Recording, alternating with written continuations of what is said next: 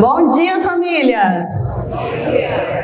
Que alegria iniciarmos o nosso 2024 aqui com os encontros da família, de ter vocês aqui presentes conosco, de falarmos da formação integral das nossas crianças e adolescentes, né? Eu celebro muito quando eu tenho essa parceria com as escolas, com vocês, porque eu acredito demais no trabalho que a gente faz junto, né? As nossas crianças dependem de todos nós. Elas dependem de vocês para todos os papéis que a família deve e consegue oferecer. Depende da escola para toda essa parte de desenvolvimento cognitivo, social. E aí essa parceria conosco da Escola da Inteligência para trazer o que tem de mais de conhecimento sobre o funcionamento da mente humana, sobre comportamento, sobre as emoções, para que a gente consiga, então, formar essas crianças de uma forma global. Não que a gente prepare elas só para o vestibular e para o mercado de trabalho, mas que a gente prepare elas para a vida, e juntos, não é mesmo? Então, eu celebro esse momento aqui com a presença de vocês, agradecendo. Então, para quem ainda não me conhece, quem está chegando agora, eu sou a Juliana Marchioni, sou psicóloga, neuropsicóloga e especialista socioemocional na Escola da Inteligência. Estou há 5 anos e meio nesse trabalho em acompanhar a implementação e o desenvolvimento do programa nas escolas parceiras. E como a Kellen disse, já fazem 3 anos que eu tenho a honra e o privilégio de estar aqui no SEB. O meu coração vibra muito quando eu chego aqui pela dedicação e o comprometimento que eu vejo, né? A gente sabe que a escola tem muitos desafios.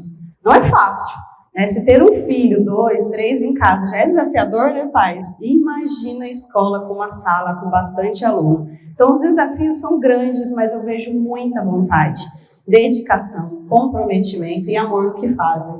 Então, tem dias que eu até ontem, fazendo acompanhamento com as meninas, a gente percebe ali um pouquinho da angústia delas, no sentido de querer oferecer mais do que no momento é possível. E o acolhimento que eu faço é o seguinte, falar, olha, professoras, a gente vai fazer o que é possível melhor hoje. Amanhã, quando a gente tiver mais condições, mais conhecimentos, mais possibilidades, a gente faz melhor ainda.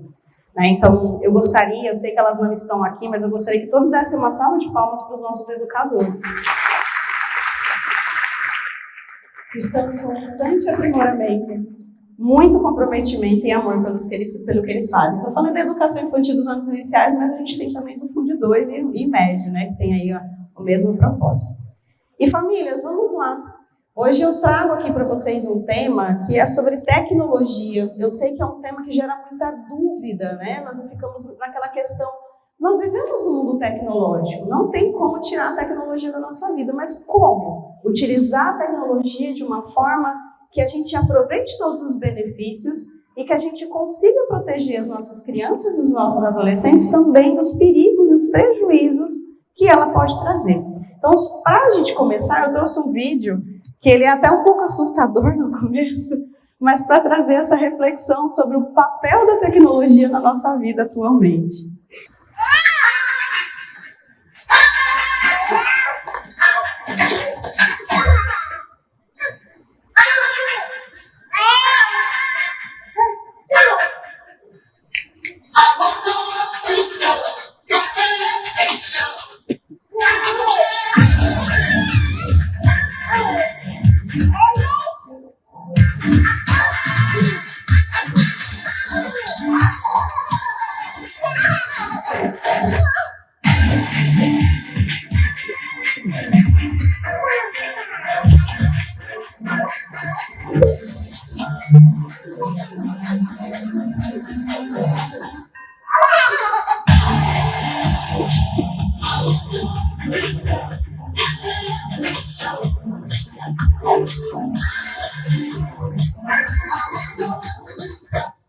Sentiram o susto do vídeo? Ainda bem que ainda não é realidade, né? Espero que também não chegue a ser.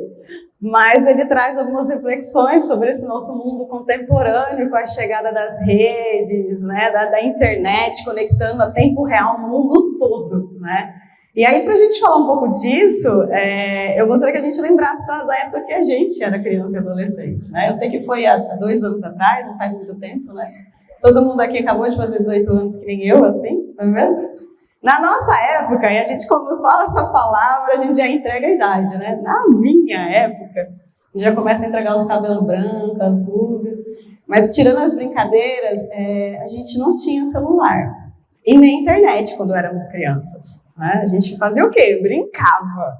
Né? A gente tinha televisão, tinha rádio.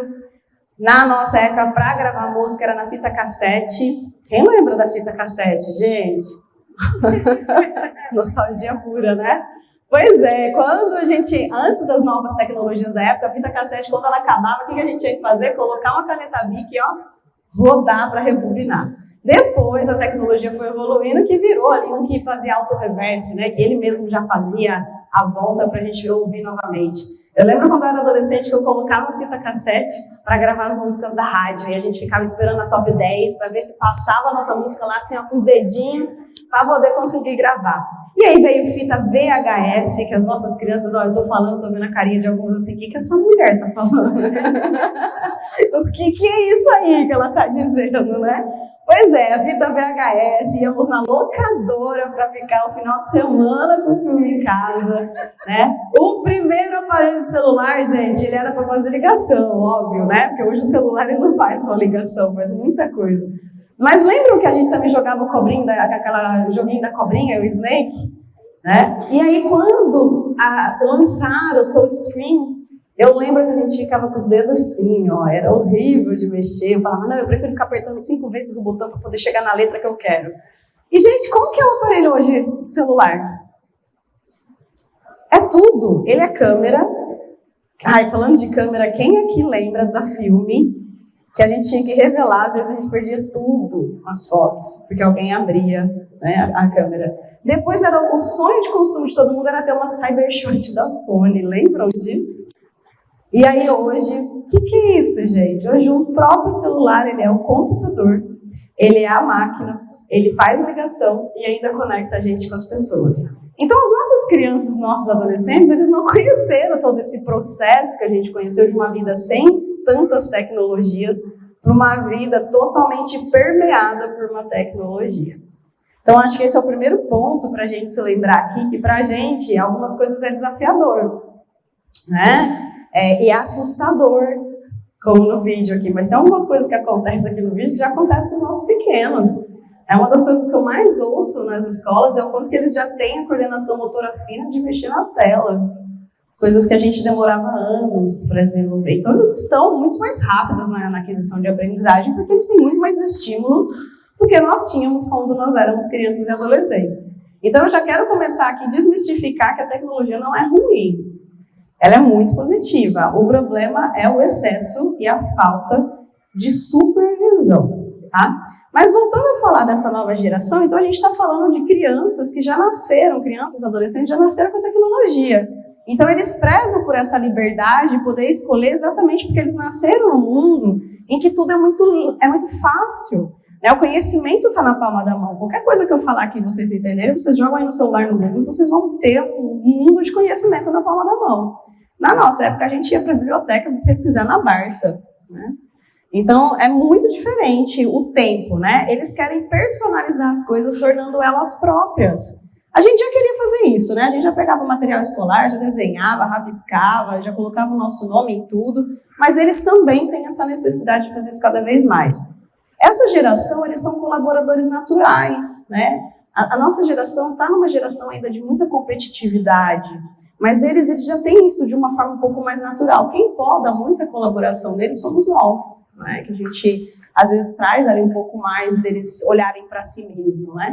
Eles encaram a velocidade como algo normal, né? Então, essa mudança rápida de informação, de formas de fazer, para eles é super tranquilo. A gente que é mais resistente. Exatamente porque a gente se assusta, né? Tá tudo muito rápido. Eu lembro que quando eu era adolescente, para me comunicar, eu sou de Campinas, São Paulo, né? Vocês já perceberam o sotaque.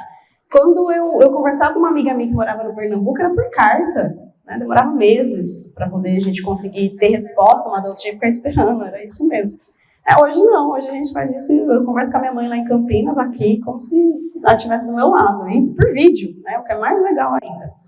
Então, eles encaram a velocidade como algo normal e eles compreendem a inovação como parte da vida. Então, é algo que para eles é muito tranquilo, diferente de como é pra gente. Então, nós precisamos aprender a conviver com essa diferença, né? Porque a gente usa muito aquilo que eu comecei falando. Na minha época, as coisas eram bem diferentes. E a gente tem a tendência de sempre falar que na nossa época era melhor. Por quê? Porque foi na nossa época, foi na nossa infância, foi na nossa adolescência. Mas se a gente tivesse nascido hoje, a gente provavelmente ia achar que hoje também era melhor do que na história dos nossos pais. E como tudo na vida, tem coisas que realmente eram mais ideais, talvez, para o nosso desenvolvimento, na época que nós éramos criança. Então, nós tínhamos muito mais atividade, muito mais movimento, muito mais interação, a gente exercitava a negociação muito rápido, porque a gente não ficava o tempo todo cada um numa tela. Então, numa brincadeira, a gente tinha que aprender a conviver, a compartilhar e a negociar, porque senão a gente não participava da brincadeira. Então, de fato, tem algumas coisas que foram apresentando prejuízos na nossa vida. Mas tem tantas outras que não. Por exemplo, eles têm muito mais facilidade de conhecimento do que nós tínhamos. É algo que hoje é muito melhor para eles. E os meninos, né, nossas crianças, elas já acham que a gente está invadindo o espaço delas nas redes. Então, a gente acaba trazendo uma coisa que, por exemplo, me gera um pouco de desconforto é aquelas mensagens prontas de bom dia, boa tarde, boa noite no WhatsApp. Mas que a minha mãe, os meus tios adoram, né? Aí você vê lá reencaminhada várias vezes. Mas é algo que para eles faz muito sentido. E é o jeito deles de ser carinhoso, de ser cordial, gente, de estar na vida das pessoas. Mas os nossos jovens se incomodam com isso, porque é um excesso de imagem, de coisas que sobrecarrega, que poderia ser uma palavra, né? Então, são diferenças exatamente pela questão do contexto em que a gente nasceu e foi criado, né? E aí eu peguei na internet essa imagem, mas eu achei ela bem interessante, porque ela fala um pouquinho das gerações, né? Para trazer o consumo dos equipamentos, das redes sociais, quais são as preferências. E, de fato, hoje, quando a gente entra no Facebook, quem usa mais são as pessoas mais velhas, né? São aí das gerações dos baby boomers, da geração X. Os millennials já não estão mais utilizando tanto o Facebook, olha lá que interessante. Eles já vão, acho que a maior parte aqui deve ser entre millennials e X, né? Já usa mais o Instagram, o LinkedIn, aí tem até o Tinder, né? Tá aparecendo até o Tinder aqui, gente. O Twitter. Mas quando a gente olha para essa geração alfa, que são as nossas crianças e adolescentes, nascidos depois de 2010, eles gostam mais do quê? Do YouTube e da Netflix, né? E eles não usam mais o computador de mesa, né? Ali está mais o tablet e o celular.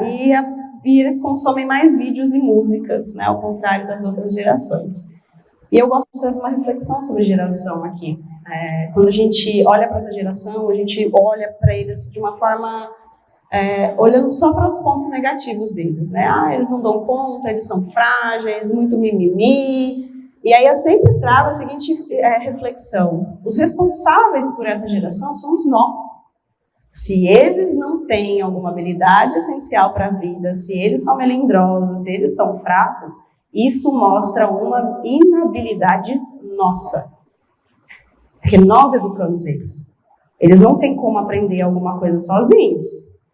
Eles precisam da nossa intermediação. Então eu chamo a responsabilidade de volta. Tudo que eu olho para essa geração e eu vejo como falta, cabe a mim reparar. E a mim, eu digo a todos nós. A geração que hoje trabalha, que faz a economia girar e que educa a geração nova que na frente vai passar por esse momento, tá? E aí eu quero trazer algumas reflexões para vocês, muito retórica mesmo, para vocês refletirem. Olhando para a educação dos filhos de vocês, quanto tempo eles passam em frente à tela? Tenta imaginar em horas. Quantas horas do dia eles ficam em frente à tela? Seus filhos possuem as redes sociais?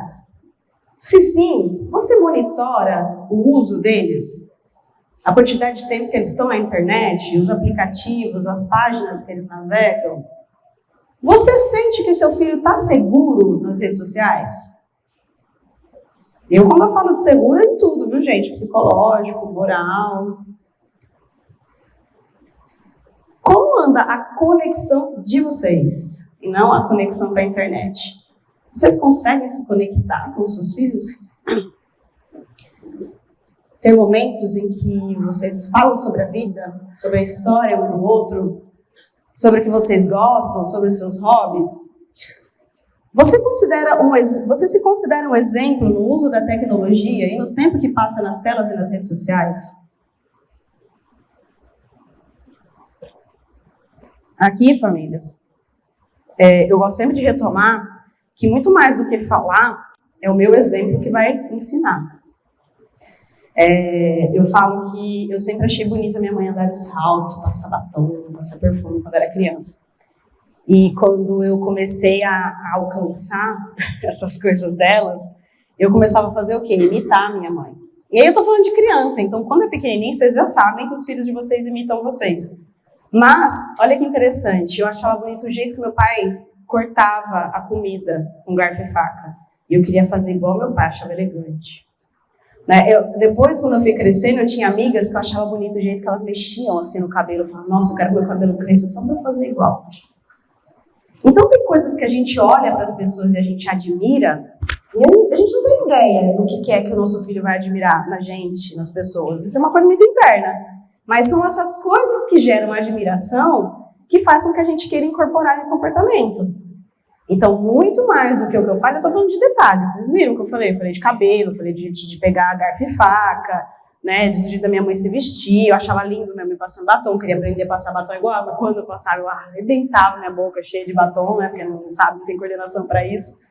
Então, tudo que vocês fazem, os seus filhos estão olhando. E eles estão aprendendo. Então, se você fala, eu não quero que você passe tanto tempo nas telas, mas vocês ficam o dia inteiro na tela, vocês já entenderam, né? Não vai funcionar. A hora que você sair de perto, eles vão usar as telas, porque é a referência que eles têm de aprendizado, tá? E aí vem a parte legal. A tela, a tecnologia, né? Quando eu falo tela, eu tô falando de televisão, de tablet, de celular, de computador.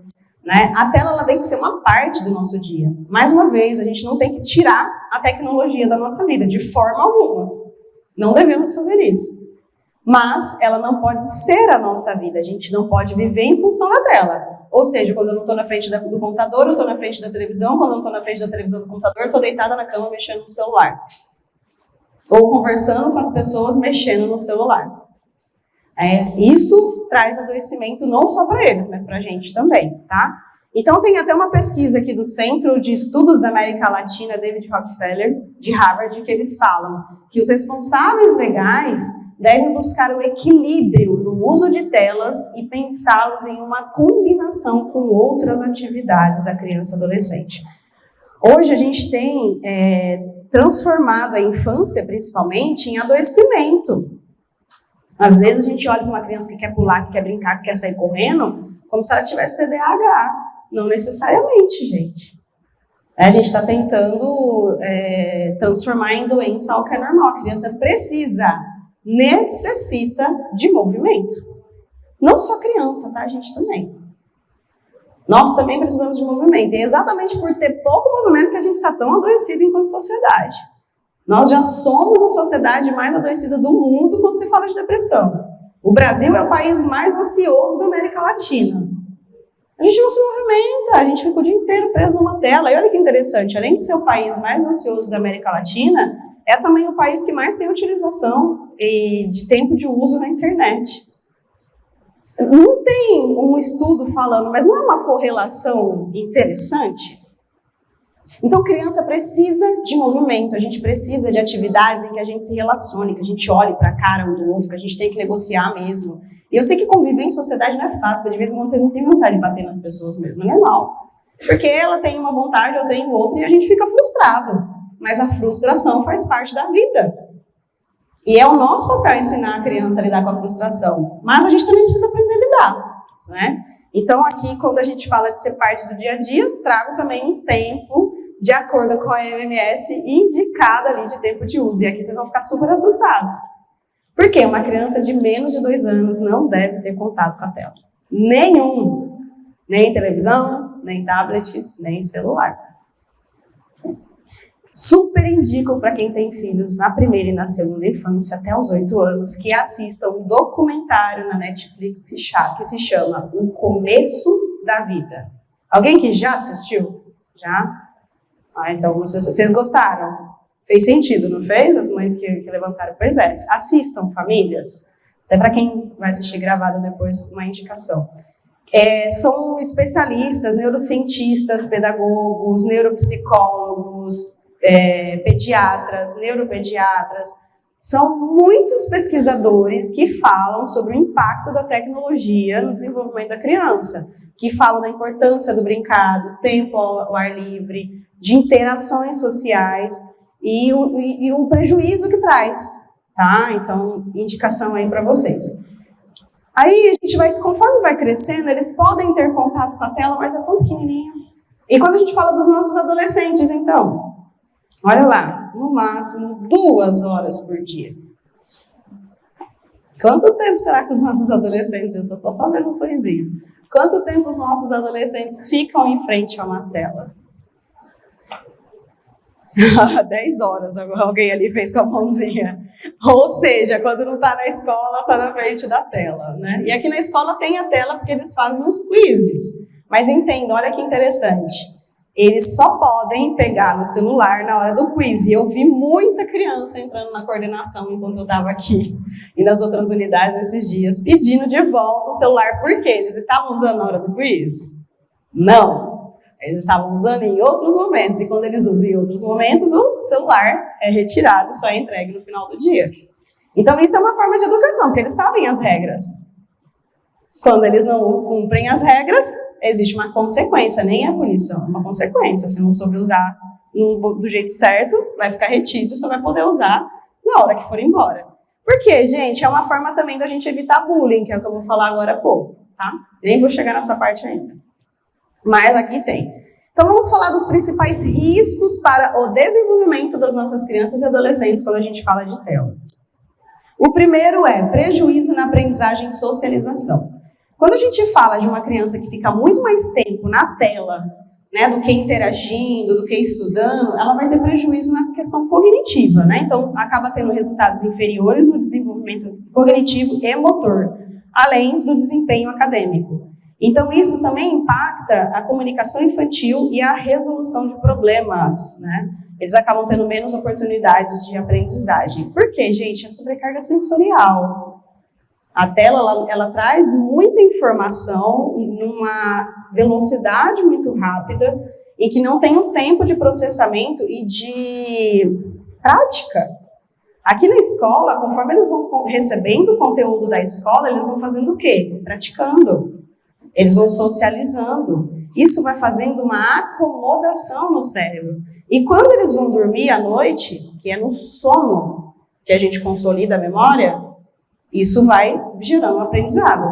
Mas isso também vai tendo repetição, não é mesmo? Eles não vão aprendendo a mesma coisa ao longo dos anos, mas aprofundando. Então eu começo sabendo que existem as letras, depois eu descubro que existem as sílabas, depois eu descubro que existem as palavras, aí eu vou aprendendo as regras da gramática, da ortografia. Então é a mesma coisa, ou seja, a gente vai fazer a mesma coisa o tempo todo, com roupagens diferentes para que aquilo vá se acomodando como aprendizagem. Quando a gente tem um excesso de informação e não tem a prática, não tem uma didática envolvida, isso tem uma sobrecarga. O cérebro ele vai ficando acostumado, e o nosso cérebro ele é terrível. Ele se acostuma com as coisas. Quanto mais eu tenho aceleração no meu dia de consumo, de hábitos, mais ele vai querer isso. Ou seja, ele vai ter dificuldade de se concentrar quando tiver uma velocidade menor. Faz sentido, famílias? Então, o excesso de tela atrapalha, sim, o desenvolvimento, a aprendizagem e a socialização. Porque, gente, eu interagir pela tela é muito diferente de interagir na vida real. Às vezes a criança fica no jogo, eu sei que eles adoram Free Fire. E eles interagem muito no Free Fire, jogando com outras crianças, conversando durante o jogo. Isso não é socialização. Socialização é aqui, ó, tete a tete. É eu vendo expressão facial, é eu tendo que negociar com o meu colega, em algumas vezes ceder, outras vezes eu ir lá e falar, não, mas eu também quero assim. Né? É perceber emoção no rosto. A gente aprende a ter empatia, a ser solidário, a ser respeitoso, vivendo. A internet não ajuda nisso, não. Atrapalha, na verdade. Tá? Então, é muito importante termos esse cuidado. Outra coisa que também traz de prejuízo, obesidade e sedentarismo. Por quê, gente? Porque, mais uma vez, é muito prazeroso você ficar sentado ou deitado, fazendo ali a mesma coisa, jogando o dia inteiro, sentado numa cadeira gamer super mega confortável, né? Ou se não, eu ficar no celular deitado, mexendo aqui no meu celular, assistindo televisão. E aí, o que está faltando no meu corpo? Movimento. Eu fico sedentário. Se eu não movimento, meu corpo ele vai se acostumando a ter cada vez menos gasto energético e querendo cada vez mais consumir, porque o tédio faz com que a gente fique ansioso. E muitas vezes a gente desconta a ansiedade na onde? Na comida. E quando a gente cresce, vai na bebida. Né? Ou até outras situações que são ruins. Então a gente aumenta a possibilidade de sobrepeso, de obesidade, problemas cardíacos e diabetes. A gente tem tido também cada vez mais diabetes infantil, tá? E nem sempre ela está linkada com uma questão genética. Tá? Eu tenho uma amiga, inclusive, que é consultora daí, que o filho dela tem diabetes e não tem uma questão genética envolvida, tá? Outra parte, saúde mental, né? Essa aqui é a minha praia. Quando a gente fala de saúde mental, eu já trouxe um pouquinho aqui, mas se eu não estou exercitando as minhas habilidades socioemocionais, de negociar, de comunicar, né, de ter empatia, de ter pensamento crítico, de tomar uma decisão pensando no coletivo também, isso vai impactar a forma como eu me vejo no mundo. A nossa identidade é construída nas nossas relações. Ninguém se enxerga como um ser humano único no mundo sozinho. Nós somos seres sociais. A gente precisa disso aqui, ó. A gente precisa ter pessoas, a gente precisa ver gente, a gente precisa conversar. A gente precisa, é uma necessidade humana, se sentir pertencente, se sentir amado, sentir que você faz parte de um lugar. Quando a gente fica só nas telas, a gente tira isso.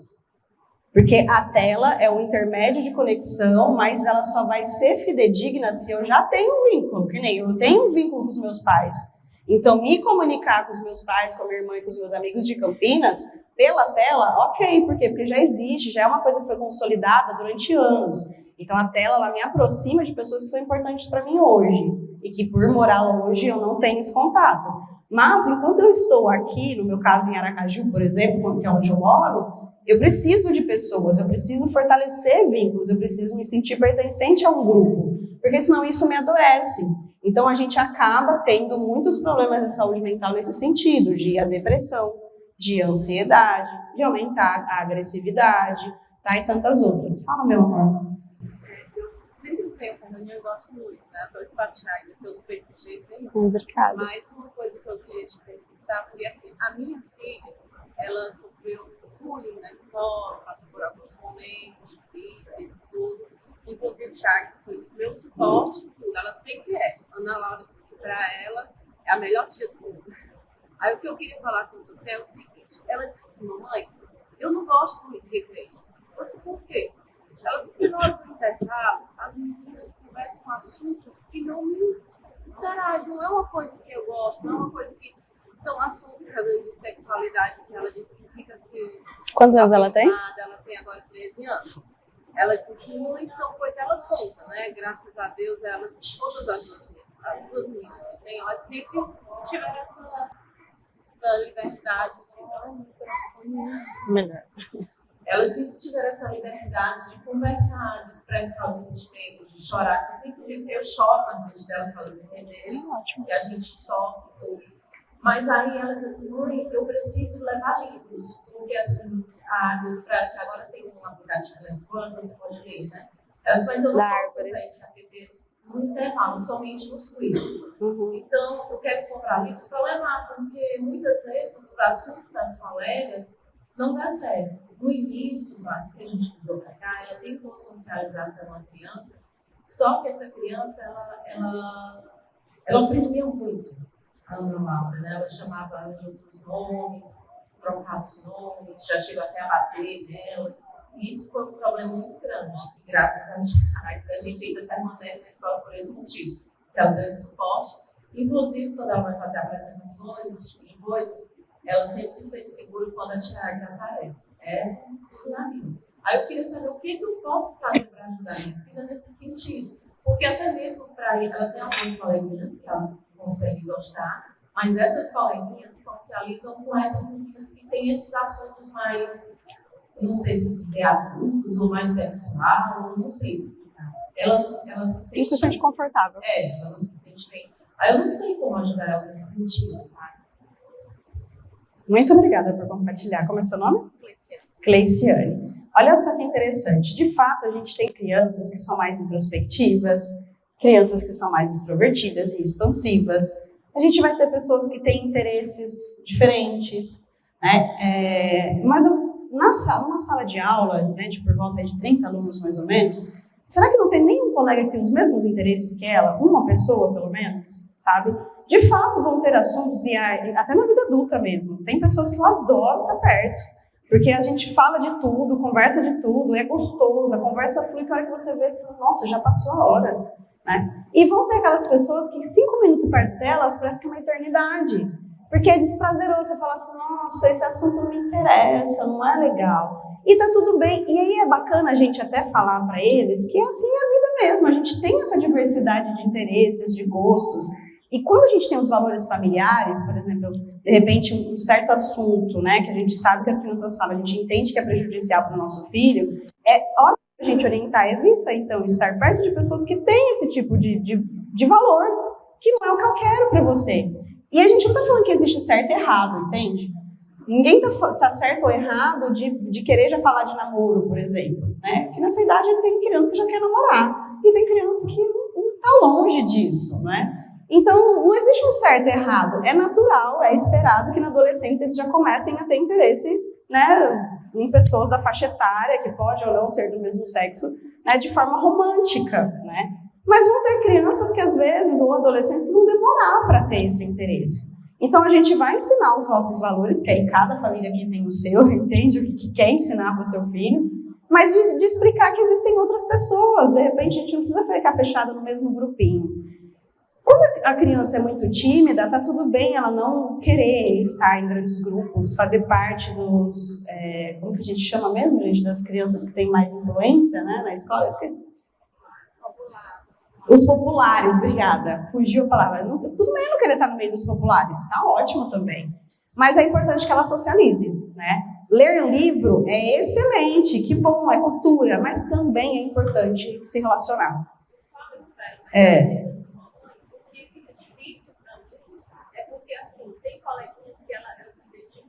E tem outros que não. Essa coleguinha que ela se identifica acaba cedendo para os assuntos.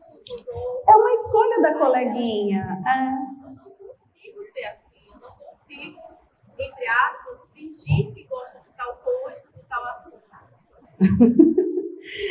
Obrigada. Eu não consigo fingir que gosto daquele assunto que me interessa, porque eu fico desconfortável. Já aquela minha coleguinha que tem o mesmo, vamos dizer, o mesmo interesse, o mesmo assunto, então os princípios familiares, como você falou, não sei. Mesmo, como é que eu posso dizer? Perfil, vamos usar mesmo perfil. Entendeu?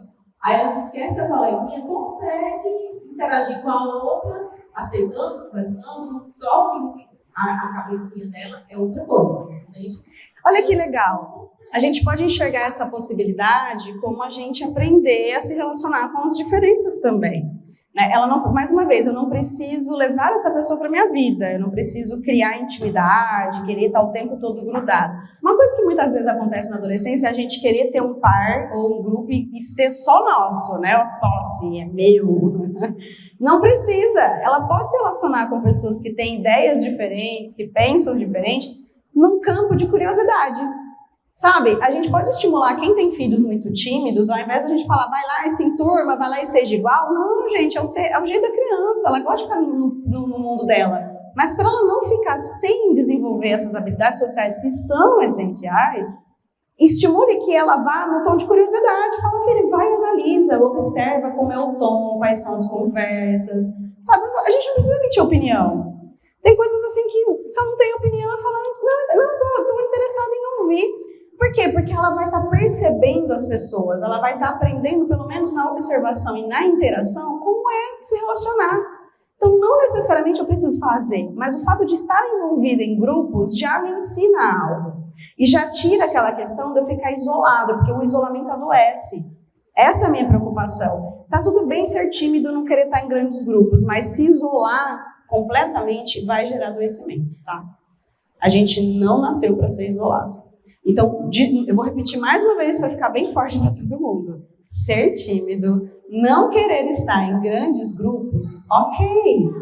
Mas se isolar, adoece. Então, a gente orienta que eles participem de pequenos grupos, por mais desafiador que seja, para que eles não percam as habilidades de relacionamento e de interação. Tá? E principalmente de saber conviver com o diferente, que é algo que a gente está perdendo. Gente, aqui, os adultos dessa sala. Exatamente porque a gente não tolera quem pensa diferente da gente. A gente quer excluir da nossa vida. Na rede social é fácil, né? Você vai lá, exclui a pessoa da sua conta, cancela uma pessoa que você segue que você não concorda mais. Só que na vida real, é muito complicado fazer isso, porque a gente precisa, né? Então lá no meu trabalho eu posso até não gostar de alguém, mas eu preciso aprender a ser política. Eu preciso aprender a ser educada, a respeitar. Não preciso levá-la para minha vida. Vem cá, vamos tomar um café. Não. Mas lá dentro eu preciso saber conviver. Fez sentido a diferença? Vamos lá.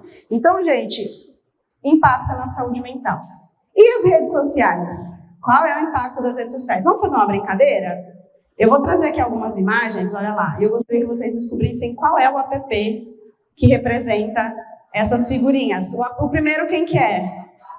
WhatsApp. E o segundo? Não. Não é Twitter, não é Facebook, nem LinkedIn, não é o Telegram. Vou dar uma dica, é de transporte. O Waze. E esse próximo, qual será que é? Não é o YouTube. Não é Netflix. iFood. E esse? O do fantasma, Snapchat? Não. 99. Quem usa aplicativo de transporte sabe. E esse? Netflix. E o próximo? Ninguém sabe. Gente, esse daqui eu coloquei numa escola, uma criança descobriu. É do Itaú. A hora que a criança descobriu, eu falei assim, seu papai tem conta no Itaú, né? Ele é, tia. É, o papai, ele já viu a conta. E o último, gente? Facebook. Muito bem, conseguiram todos. Faltou o Nubank, o roxinho. Ah, ia ficar muito fácil colocar um roxinho aqui, todo mundo ia saber. Legal, pessoal. Então, estamos antenados nos aplicativos aí. Existem muitos outros, né, que nós utilizamos, mas uns bem famosos aí que falam de tudo um pouco na nossa vida. Então, vocês sabem qual é a idade mínima para utilizar as redes sociais? 12. Quem mais? 13. Tá lá, esqueci que estava ali, gente.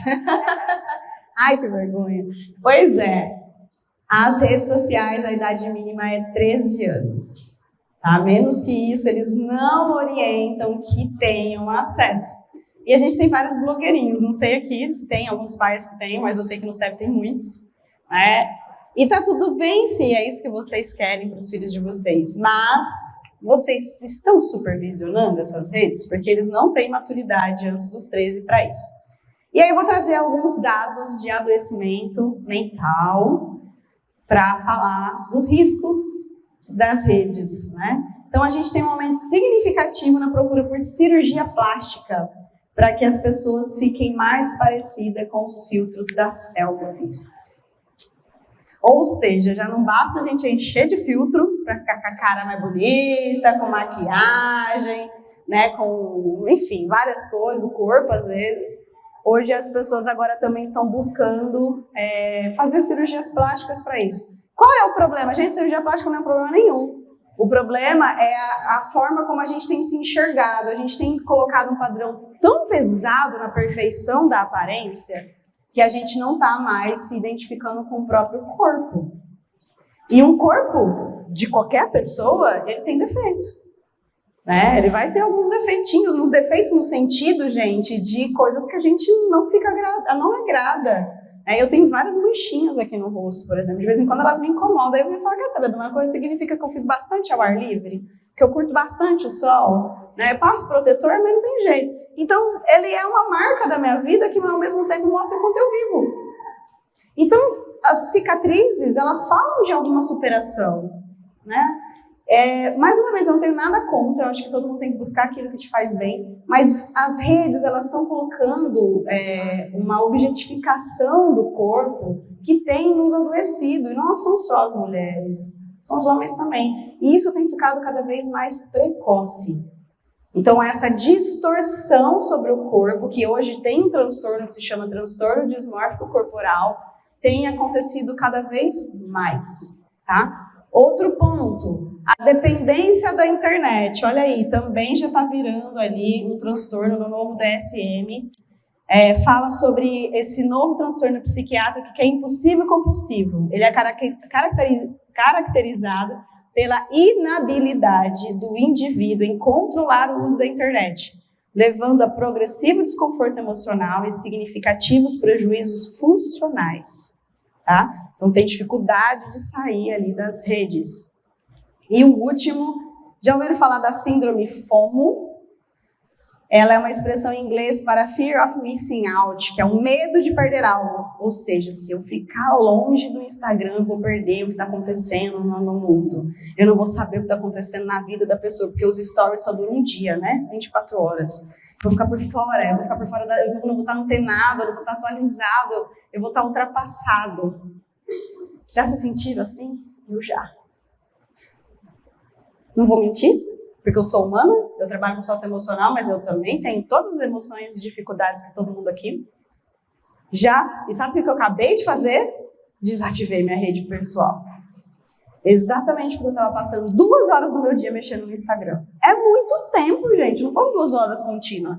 Mas a hora que você olha ao longo do seu dia, que sejam de 10 em 10 minutos, são 2 horas do seu dia que você poderia estar fazendo tantas outras coisas que vão te trazer muito mais felicidades, olhando stories. E isso tem acontecido cada vez mais, no tanto que está vindo para o ramo da psiquiatria como alerta, como cuidado. E ele impacta, obviamente, a nossa produtividade e as atividades da vida diária. E o risco para os nossos meninos? O bullying é na escola, mas é o cyberbullying. Exatamente por isso que os meninos não podem usar o celular se não for na hora do quiz.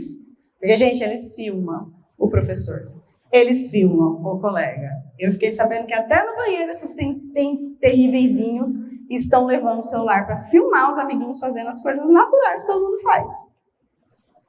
Eles são terríveis mesmo. Por quê? Eu quero trazer aqui um parênteses para falar um pouquinho de moral. Piaget, ele fala que a moral, ela é desenvolvida. Ele fala, mas a gente já sabe também, né? Todas as outras áreas da psicologia, da pedagogia, que ela é desenvolvida ao longo da vida. Quando a gente nasce, quando criança, a gente não tem moral. Não tem. A gente nasce querendo satisfazer todas as nossas necessidades e desejos.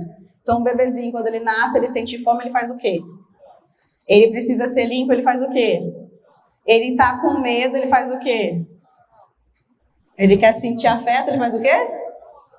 Exatamente. Aí ele vai crescendo, ele vai aprendendo a interagir, ele vai aprendendo a falar. Mas ele ainda tem outras necessidades. Aí ele começa a descobrir que ele começa a andar, explorar o mundo. E a gente vai começar a fazer o que com eles? Podar, colocar limite. Por que a gente coloca limite? Por que a gente poda? Proteção, segurança. E conforme ela vai crescendo, ela vai tendo a inabilidade natural da criança de lidar com a frustração. Então, quando ela leva um não, o que ela faz? Birra. Ela se joga no chão, porque ela aprendeu que quando ela chora, ela é atendida. E ela precisa ser atendida. Não vamos deixar de atender um bebê chorando. Mas quando ela vai crescendo, ela ainda não tem outra forma de se comunicar. Ela faz o quê? Ela intensifica o choro. Porque ela entende que quanto mais intenso é, mais ela vai ser atendida. E aí começa a fase da birra, que é natural e é esperado, certo? Só que a gente, não é porque é natural e é esperado que a gente vai deixar a criança fazer e dar tudo que ela quer. Ela já está no processo de ser educada. E aí a gente vai fazer o quê? Começar a colocar limite, sustentar o limite. Ajudar ela a lidar com a emoção da frustração. A gente vai abraçar, vai acolher ou vai dar recursos para ela se acalmar. E vai falar o não e sustentar o não. Porque se a gente não sustenta o não, a gente não passa segurança, a gente passa instabilidade e ela não aprende. Depois ela aprende a lidar com o não. Aí ela vai tendo o quê? Uma heterorregulação. O que é heterorregulação? Ela depende de um ser externo a ela para regulá-la. Certo? Então, quem é esse ser externo? Vocês e as prós aqui na escola, as tias. Né? Então, a gente vai falar não, a gente vai abraçar, a gente vai acolher, a gente vai falando que pode, que não pode. A criança vai obedecer prontamente, boazinha, para sempre? Não! Por quê? Porque não virou um valor para ela. Quando que vai virar? Vai demorar. E assim como quando eles são bebês e a gente fica o dia inteiro falando assim, fala mamãe, mamãe, mamãe. Aí o pai vai, fala papai, papai. A gente faz isso quantas vezes no dia? Vocês já pararam para pensar quando eles eram criança? Quantas vezes vocês fizeram isso? Vocês cansaram de fazer isso? Não, era o maior prazer. Só que hoje a gente cansa de falar 2 vezes a mesma coisa para a criança. A gente quer que 2 vezes que a gente fala, ela obedeça. Como se ela tivesse a maturidade, um cérebro maduro de um adulto. Ela não tem. A gente vai precisar repetir muitas vezes. Juliana, será que umas 50 tá bom? Não. Será que uma semana é suficiente? Não. É muito tempo. É processo. Ela aprende a ler e escrever do dia para a noite? Não. Então, ela não vai incorporar uma aprendizagem sobre o que pode e o que não pode do dia para a noite. Precisa de constância. Precisa de hábito, de disciplina e de paciência. Muita. O que a gente não pode é assim, todos os dias a gente mantém o nosso não para uma regra, para um limite, e aí de repente eu falo, ai, mas hoje eu estou tão cansada, meu dia foi tão puxado, ai, deixa eu fazer tela. Ai, não deixo tela, mas hoje eu estou cansada, ai, deixa essa criança na tela, vai, e vai fazer alguma coisa. Aí amanhã você vai, não pode tela. Aí semana que vem acontece de novo, cansaço, ai, deixa a tela. Tem constância? A criança vai entender que o dia que você estiver cansada, ela consegue tudo de você. E aí, gente, vocês estão ensinando eles a tirar o juízo de vocês. Percebem como a gente erra sem saber? A gente ensina o nosso filho a enxergar o nosso ponto fraco e a tirar o nosso juízo. Por quê? Porque a gente está ensinando eles que só no momento que eu estou cansado que ele consegue as coisas. Agora, eles não são maldosos por fazer isso. A gente que está ensinando de uma forma indireta. Por isso que a gente precisa de constância. Mas, Juliana, eu estou muito cansado, como eu faço? Rede de apoio, já ouviram falar? Se apoiem, conversem em casa, contem com as pessoas que estão na residência com vocês. E nem sempre precisa ser da mesma família, pode ser grupos de vizinhos. Lá os meus vizinhos, eles são rede de apoio. Quando um pai e uma mãe estão cansados, vai todas as crianças para casa do outro fazer noite de pijama, para dar um suspiro para esses pais. A hora que o outro está cansado, vai para a casa do outro. Criem rede, gente. Precisa achar uma rede. Bora achar uma rede. Conversa com os pais aqui da escola, com os vizinhos do condomínio, né? Alguém da família, de repente. Mas criem redes, porque, olha, tem um provérbio africano que fala, para criar uma criança precisa de uma aldeia. Realmente, só o pai e a mãe, para educar e criar, é muito pesado. E às vezes só a mãe, às vezes só o pai. A gente precisa de uma aldeia. A aldeia é o quê? Uma comunidade se apoiando, se amparando, falando a mesma linguagem, tendo o mesmo objetivo. Percebe como a gente volta para a questão social? Só que a conexão social que eu volto aqui não é a conectada na internet. A internet é uma ferramenta. Ela não deve ser o produto final. Ela é para a gente chegar nele, certo? Então, o bullying hoje na internet, o bullying, tanto o cyberbullying quanto o bullying, ele já é uma criminalização. Então, quando eu trouxe a questão da moralidade, é para vocês entenderem que a gente precisa constantemente estar falando com essas crianças, porque elas vão desenvolver a moral, o conhecimento do que é certo e o que é errado, quando a gente está o tempo todo ensinando. O adolescente, ele já tem um conhecimento mais desenvolvido, mas ele ainda está em desenvolvimento. Ele ainda precisa de supervisão, ele ainda precisa de presença, tá? E hoje, gente, se a criança comete bullying e os pais não estão atentos, não buscam, né, lidar com isso, isso já é crime, né? Pode falar, meu amor. Deixa eu te dar o microfone que está saindo na gravação. Essa questão do bullying me chama a atenção. Né? E aí eu pergunto, para que uma criança ou um adolescente pratique bullying, esse bullying, Obrigada, né, essa questão interna de se expressar dessa forma, ele brotaria, entre aspas, sozinho, ou ele poderá estar passando por um bullying, às vezes no ambiente familiar, no ambiente social mais próximo, sem que as pessoas que estejam praticando aquele bullying talvez até percebam, né, por uma questão de um hábito mais antigo, mas que coloquem ele em situações vexatórias, que coloquem ele em uma situação desconfortável, de exposição, e de alguma forma, ou repetição, ele chega na escola e extravasa isso com outro colega, ou não necessariamente há uma relação. Isso pode brotar da consciência daquela pessoa, de simplesmente querer fazer bullying com o outro. Quando a gente fala da agressividade, da violência, nós somos seres violentos por natureza, né? Em que sentido? Toda vez que eu tenho uma necessidade, uma vontade, e existe uma barreira, eu vou querer transpô-la, né? Então, a caça, por exemplo, né, nós já fomos caçadores, ela é uma forma de violência, de buscar alimento. Então, quando a gente fala da violência, conforme a gente foi evoluindo enquanto sociedade, a gente foi contendo ela. Né? Então, por exemplo, o fato de eu me impor em uma situação, na psicologia, a gente chama de uma certa agressividade. Então, uma pessoa que não tem nada de agressividade é uma pessoa que não sabe se defender, e não é positivo também. Então, a agressividade, ela é importante para a gente saber se defender e se posicionar. Então, trazendo primeiro esse conhecimento de comportamento humano. Quando a gente fala do desenvolvimento humano, lembra que a criança, quando ela não sabe lidar com a frustração, ela vai morder, ela vai bater? É natural, é uma forma de defesa, é uma forma de buscar atender uma necessidade. Cabe a todos os educadores ensinar a lidar com essas emoções, da raiva, da tristeza, porque a vontade é externalizar. É colocar para fora no movimento. Emoção é movimento. Ela pede movimento, né? Então, cabe a gente ensinar. O que acontece é que nem a gente aprendeu a lidar com as nossas emoções, com a raiva, com a frustração. Então, a gente desvirtua muito para a criança. Então, muitas vezes, a nossa educação, por exemplo, foi uma educação em que a gente apanhava, em que a gente era punido quando a gente errava. Então, a gente entendeu, incorporou dentro da nossa cultura enquanto sociedade que a violência é um meio de controle. Então, quando a gente faz essa mesma forma de educar os filhos, ele entende que toda vez que ele precisa controlar, ele precisa agredir. Tá fazendo sentido? Então, de uma forma no senso comum, nosso, enquanto sociedade, a gente agride para ter controle. Uma falsa ideia de controle, porque a gente não controla nada além do nosso comportamento. A única coisa que eu posso controlar é o meu comportamento. Eu não controlo o pensamento, eu não controlo a emoção minha. Agora, das pessoas, muito menos as pessoas. Uma criança pequena, a gente consegue gerenciar.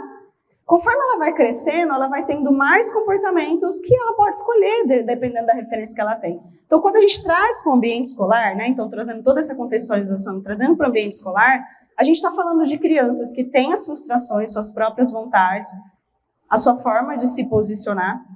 Pode sim ser que ela viva uma violência interna dentro de casa. Pode ser que não seja dentro de casa, porque às vezes a gente tem pais maravilhosos e a criança é um agressor no bullying, mas ela pode estar sofrendo bullying em outro ambiente. Então, eu já tive uma escola em Alagoas em que a criança sofria bullying dentro do condomínio. E aí, naquele momento, ela se sentia vulnerável, ela se sentia oprimida, com medo. E o que ela começou a fazer para não se sentir desse jeito na escola? Ela começou a ter o mesmo comportamento que o agressor no condomínio na escola, fazendo bullying com o colega. Então, gente, o bullying, até mesmo o agressor, é um pedido de socorro, certo? Um pedido de socorro em que sentido? De que ele não sabe lidar com a emoção e que ele acha que é o controle, a imposição do medo que vai fazer com que ele consiga as coisas. Mas em que sentido é um pedido de socorro? Da gente ensinar essa criança, esse adolescente, a desenvolver habilidades de negociação, de persuasão, de conexão e comunicação, que não seja a agressividade. Só que a gente, enquanto sociedade, falha muito nisso. Porque a gente usa a agressividade como forma de coerção. Faz sentido? Kelly? Acho que era justamente esse finalzinho, porque assim, é natural, né? Lógico que precisa ser protegida a vítima do bullying, né? Uma questão é claro, mas às vezes a gente pode olhar e punir o agressor. E muitas vezes o agressor daquele momento pode estar necessitando de ajuda tanto quanto a pessoa que sai do ambiente. Mas eu vejo que nas escolas a gente faz os dois. Porque assim, a gente também não pode deixar o agressor passar de uma forma totalmente impune. A gente precisa acolher ele também, mas ele precisa lidar com as consequências, não é nem uma punição, sabe? É uma consequência da atitude dele. Então, dentro do ambiente escolar existe um regimento, que é para a gente ter, para a criança desenvolver a moral do que é certo, do que é errado, do que é esperado, do que não é, do que pode, do que não pode. Porque se ela não exercita isso no ambiente escolar, na vida adulta ela não vai saber muito menos, né? Que a gente tem pais que ensinam muito bem, gente, mas a gente também tem pais que não, né? Eu espero que ninguém se sinta ofendido com isso, mas não.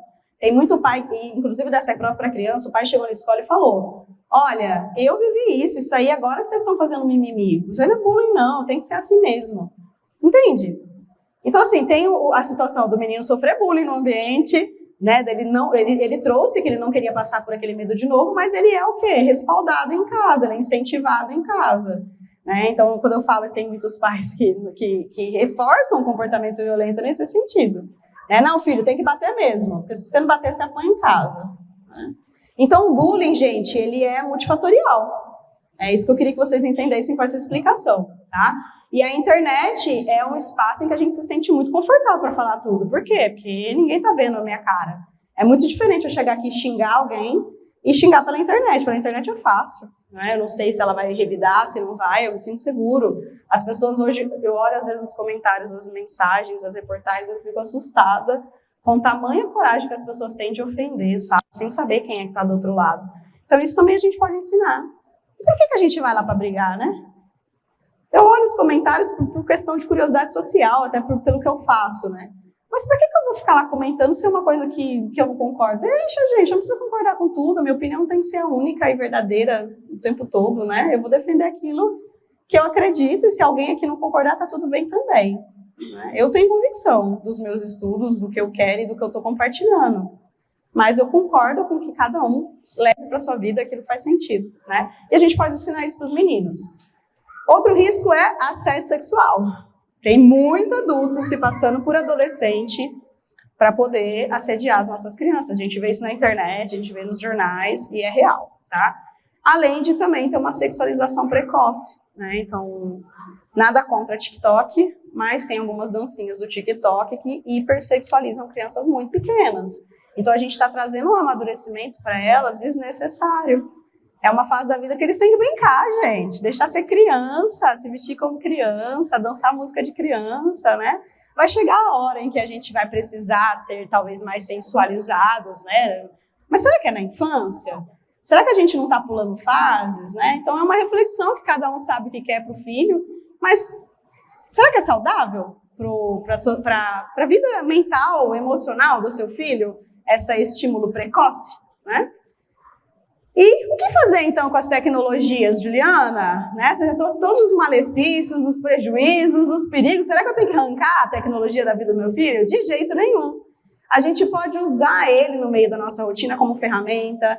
Então, assistir filmes juntos, fazer um jogo junto lá no computador. Tem alguns joguinhos que são bem legais, tipo de caça-palavras, né? O jogo da velha, tem muita coisa na internet legal para fazer em família, tá? Busquem esses, façam combinados. O que é interessante aqui?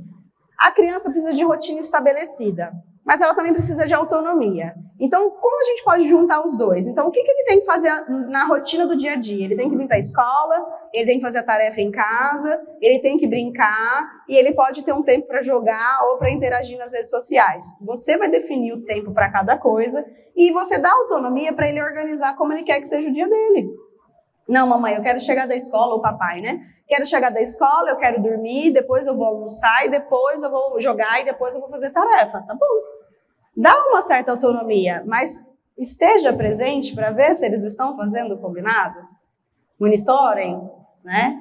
Então, aqui é o ponto da gente usar e ensiná-los, né? Então, conheça as políticas de uso e configurar o controle parental. Sim, controlem o conteúdo explícito, porque para a gente já faz mal, para eles também, principalmente por estarem em desenvolvimento, tá? Então, isso é uma coisa muito importante de se fazer.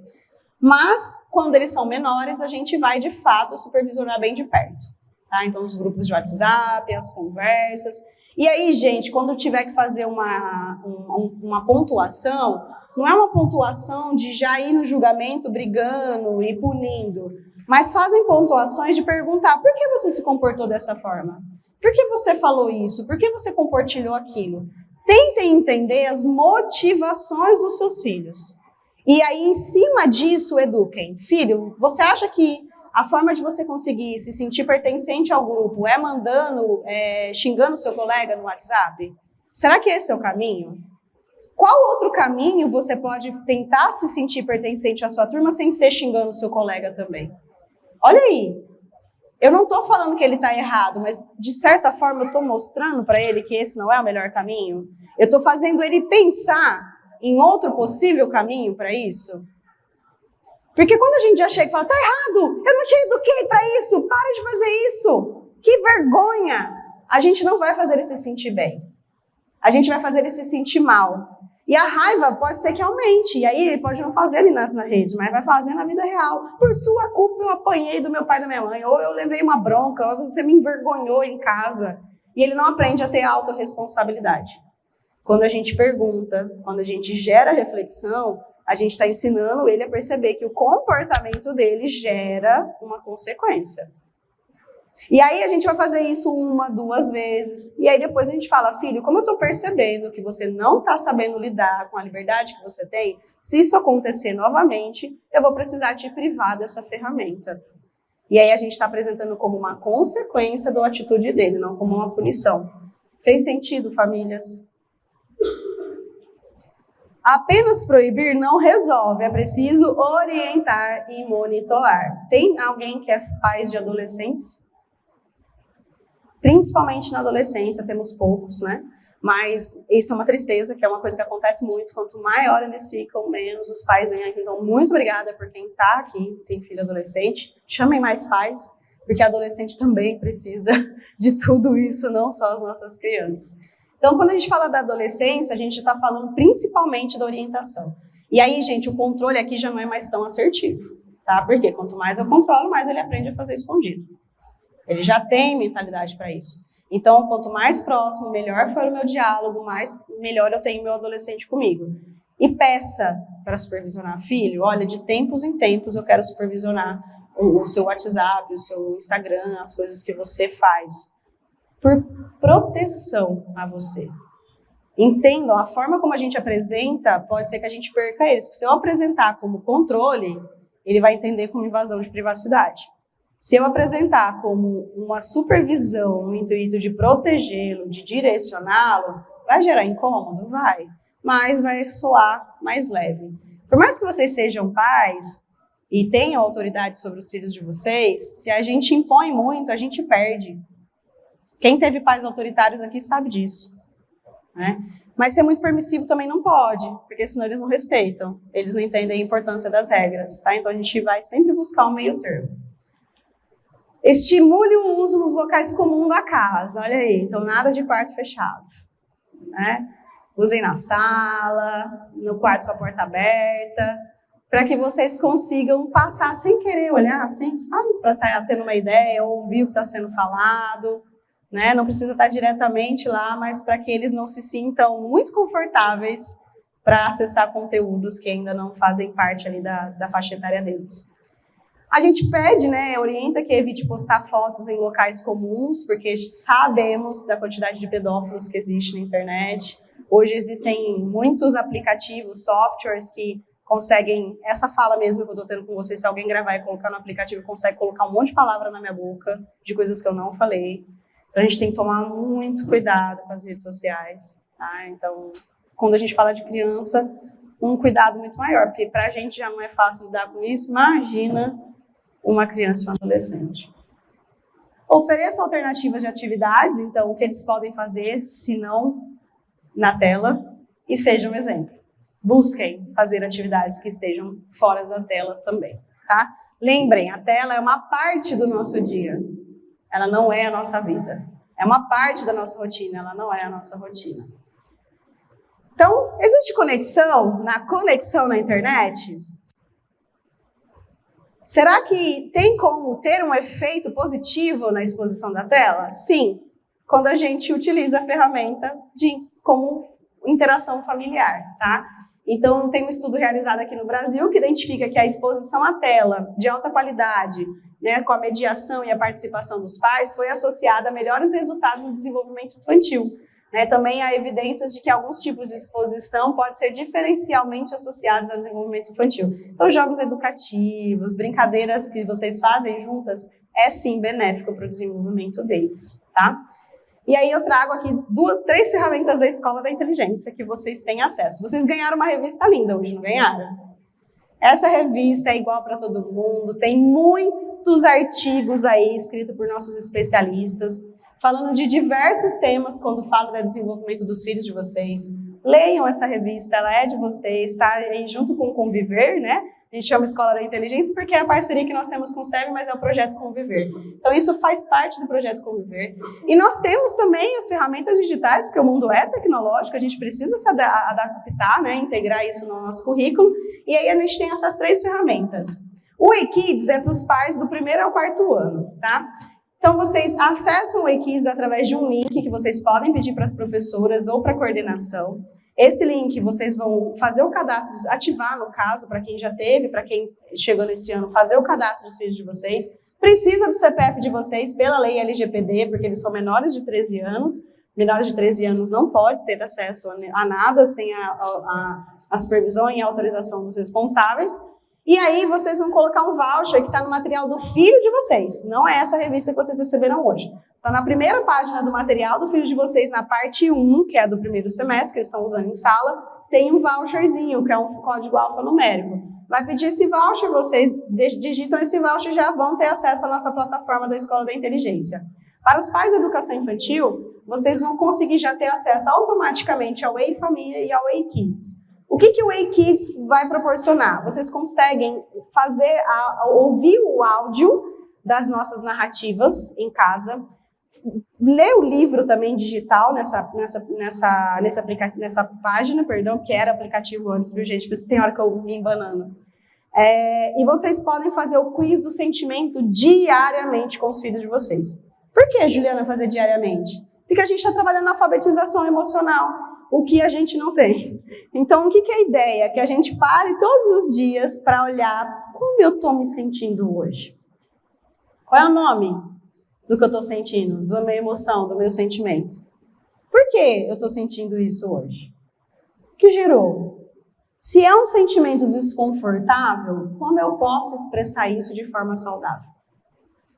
E aí a ideia é que vocês façam com os filhos de vocês. Então, façam no aplicativo, mas também conversem. Filho, você está com raiva porque seu amigo pegou seu brinquedo. E me conta, por que isso te gerou raiva? Mamãe, porque era meu. Eu entendi. Mas não é legal também compartilhar o brinquedo com o amiguinho? Mas eu queria brincar sozinho. Fala assim, entendi, tá tudo bem sentir raiva. E o que você faz quando você fica com raiva? Mamãe, eu quero bater. Mas será que bater é o melhor jeito? Aí a criança vai pensar, vai dar a resposta dela, sim ou não. E aí você vai acolher e vai falar para ela, olha, eu entendo que dá vontade de bater, eu também sinto vontade, mas bater machuca o amiguinho. Você gosta de sentir dor? Não, né? Então o que você acha de você amassar um papel, por exemplo? Lembra que eu falei do movimento? A gente precisa do movimento. Então usa o movimento do corpo para lidar com a emoção. Se é raiva, a gente precisa fazer alguma coisa com a raiva. Seja pular, seja dar um grito bem grande, seja amassar um papel. É melhor eu amassar um papel do que alguém. É melhor eu sair pulando, correndo, dar um berro do que eu machucar alguém. Então ajuda ela a expressar pelo corpinho a emoção dela. E aí é uma forma de vocês também pararem para pensar, e eu quando estou com raiva? Como eu lido com a minha raiva? Eu berro, eu amasso papel, eu mordo meu amigo, o que eu faço? E é uma forma da gente desenvolver essa habilidade, essa alfabetização emocional que a gente não teve oportunidade quando criança, tá? Então, façam famílias, orientem outros pais que não estiveram aqui hoje a fazer também. A gente pediu para gravar esse momento exatamente porque a gente sabe da importância da tecnologia, dos riscos, para que também, infelizmente, né, quem já tinha outro compromisso não pudesse ver. Mas façam esse aplicativo. Para quem tem filhos lá do 6º ano em diante, né, dos anos finais do ensino médio, a gente tem o Inteligência Jovem. Inteligência Jovem tem 2 ferramentas incríveis de autoconhecimento para os nossos adolescentes, que é o quiz socioemocional, da roda da competência, que ajuda ele a avaliar como estão as habilidades socioemocionais deles, então quais que merecem mais atenção, né? Então a gente tem ali gestão do pensamento e emoção, tem autoconhecimento, tem consciência social, empreendedorismo, liderança, então ele vai conseguir avaliar como estão essas habilidades deles e desenvolvê-las. E tem um outro que do 5º ao 8º chama Armadilhas da Mente, no 9º chama Quiz das Profissões, que também ajudam eles a terem mais autoconhecimento. E o Ei Família? O Ei Família é para vocês. Então, vocês já conseguem pedir também o link do Ei Família para a escola, acessar o Ei Família e esse mesmo mapa socioemocional que a gente tem para o adolescente tem para vocês. Para vocês se mapearem, perceberem como andam as habilidades de vocês. Tem vários videozinhos curtos lá no portal para ajudá-los nesse desenvolvimento das habilidades de vocês. E tem ferramentas de gestão e educação dos filhos. Então tem 10 regras de ouro de Augusto Cury, tem Camila Cury, tem tantos outros profissionais também trazendo dicas para vocês na educação dos filhos de vocês. Então essas são as ferramentas tecnológicas que nós da Escola da Inteligência temos para compartilhar e contribuir com vocês no desenvolvimento socioemocional ou das soft skills de vocês, porque socioemocional e soft skill é a mesma coisa, né? Só que um é para o mundo corporativo e outro para o mundo educacional, e ao mesmo tempo para vocês enquanto responsáveis e educadores, certo? A sugestão final de atividade aqui para casa é que vocês façam um levantamento do quanto vocês e cada integrante da sua família utiliza de rede social e que vocês façam juntos um plano para que vocês diminuam esse tempo de consumo das redes e que vocês busquem atividades para fazer em conjunto em família. E aqui, família, eu quero fazer um alerta. Eu sei que aqui no SEB a gente tem famílias que têm um padrão de vida muito bom, no entanto vocês escolheram essa escola, né, pela credibilidade e pela competência que o SEB tem, e muitas vezes a gente acaba tendo pessoas para nos auxiliar. Então temos babás, temos secretária do lar, temos professoras de reforço, e que bom que vocês têm esse privilégio e essa oportunidade de contar com pessoas que podem auxiliá-los na educação dos filhos. Mas o alerta aqui vai o seguinte: mais importante do que todos esses apoios que vocês podem oferecer é a presença de vocês. Não terceirizem isso. Eu falo isso com muita convicção. Por quê? Porque o que eles mais precisam é se sentir amados, pertencentes por vocês.